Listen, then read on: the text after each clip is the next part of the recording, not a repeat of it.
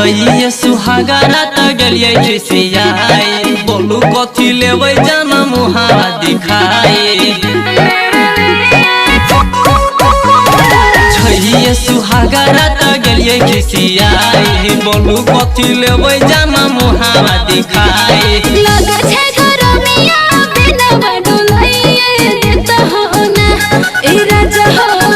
मेरे लिए कूलर लगवाइए देता हो ना ए सैया हो मेरे लिए कूलर लगवाइए देता हो ना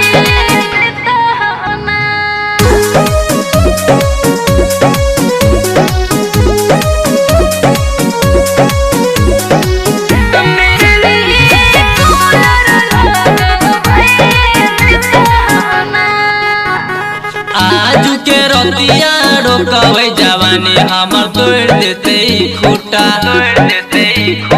होए तो बिहाने लगावाई देब रात भर चढ़े दुना छोटा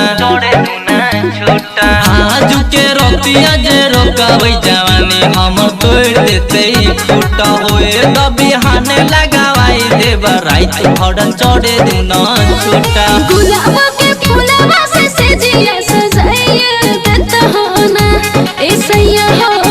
मेरे लिए कूलर लगवाइए देता हो ना करे जहाँ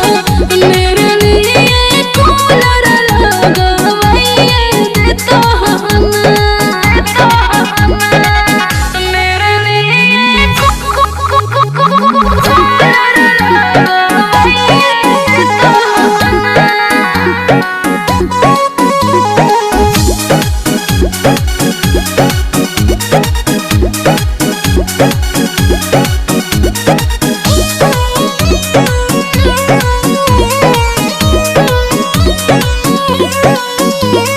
से बड़ घूंघटा उठावे दुन कहे छे संजय सहजनावा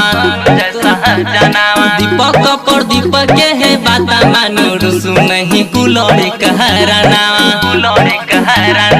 से जी बड़ घूंघटा उठावे दुन कहे छे संजय सहजनावा दीपक पर दीपक के बाता मानो रुसु नहीं कुलर कहरानावा कोई